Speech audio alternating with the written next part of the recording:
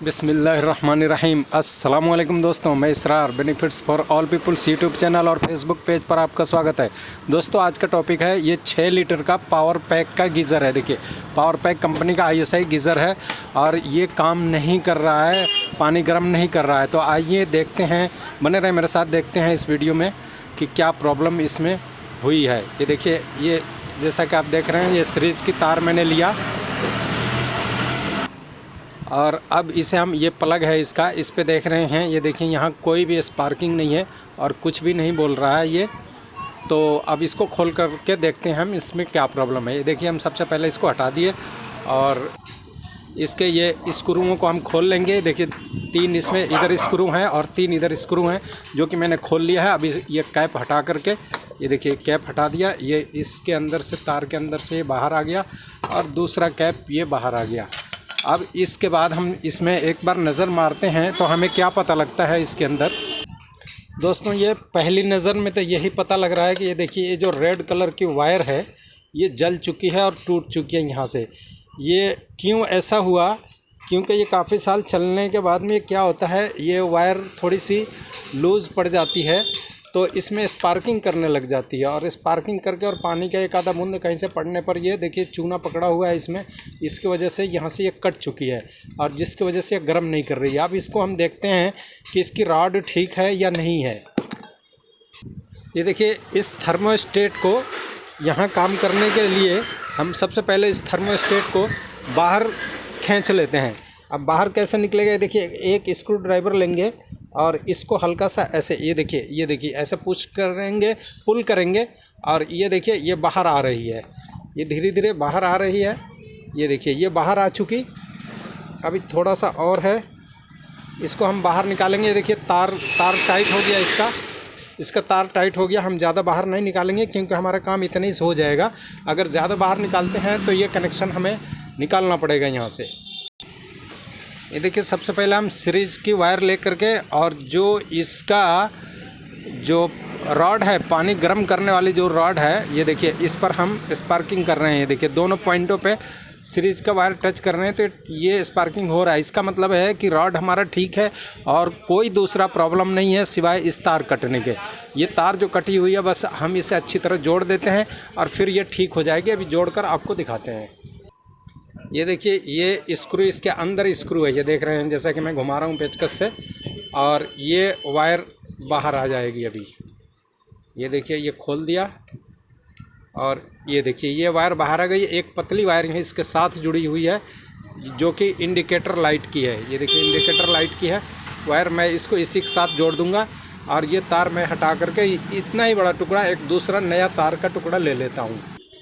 ये देखिए तार का एक टुकड़ा लिया और इसको यहाँ पे ऐसे ही इसके साथ कनेक्ट करके और यहाँ ऐसे फोल्ड किया और सबसे पहले हम इसको यहीं पे इंसर्ट कर देते हैं। ये देखिए इसके यहाँ दोस्तों, ऊपर वाला जोड़ने से पहले हम नीचे वाला ये जो रॉड में वायर को जोड़ना है, इसे हम यहाँ पर इंसर्ट कर ले रहे हैं। देखो अच्छी तरह इसमें इंसर्ट कर दिया और अब इसको तार को डबल कर लेना, जैसा कि मैंने डबल किया हुआ है।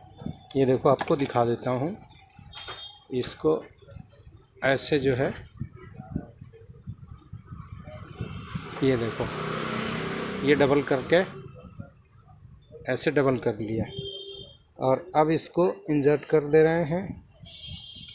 ये देखिए यहाँ पर इंसर्ट हो गया और पेचकस से पहले हम इसको थोड़ा और लूज़ कर ले रहे हैं। अब ये देखिए यहाँ पर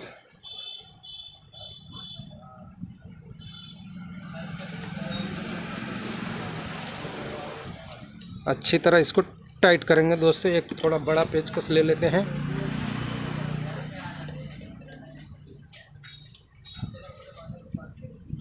ये देखिए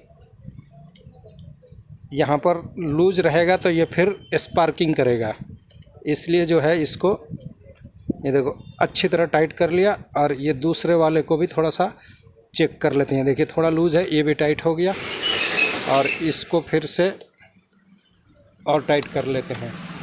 ये देखिए ये पूरा हमारा टाइट हो गया। अब ये वाला वायर इसको अब हम बिठा देते हैं इसमें आराम से। ये देखिए पुश कर देते हैं, यहाँ पुश, ऐसे पुश किया, देखिए धीरे धीरे ये नीचे चला गया, बैठ गया।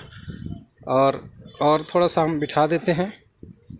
ये देखिए ये यहाँ जाकर टच हो गया, इसमें यहाँ बैठ गया। अब इस वायर को थोड़ा सा पहले हम ऊपर ले लेते हैं। ये देखिए थोड़ा ऊपर ले लेते हैं ताकि यहाँ ये वायर टाइट करने में हमें आसानी हो जाएगी। ये देखिए इसको भी ऐसे बेंड किया, इसको भी बेंड किया और इसमें जो लाइट का है, ग्रीन लाइट का, उसका भी वायर जुड़ा हुआ है। ये देखिए ये इंसर्ट हो गया अच्छी तरह। ये देखिए यहाँ इंसर्ट होने के बाद में ऐसे हाथ से थोड़ा पुश कर लेंगे और फिर इस पेंच को हम टाइट करेंगे।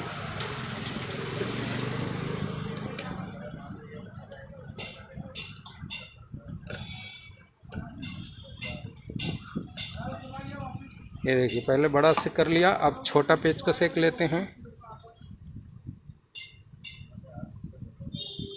ये देखिए यहाँ पे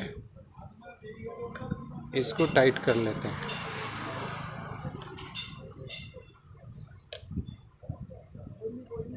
ये देखिए ये अच्छी तरह टाइट हो गया। इसके अंदर ये वायर भी, दोनों वायर ये टाइट हो गया। इसको सुनिश्चित करें कि आप ये दोनों इंश्योर हो जाएं कि ये दोनों तार हमारे टाइट हो गए हैं। अब इसको पुश करके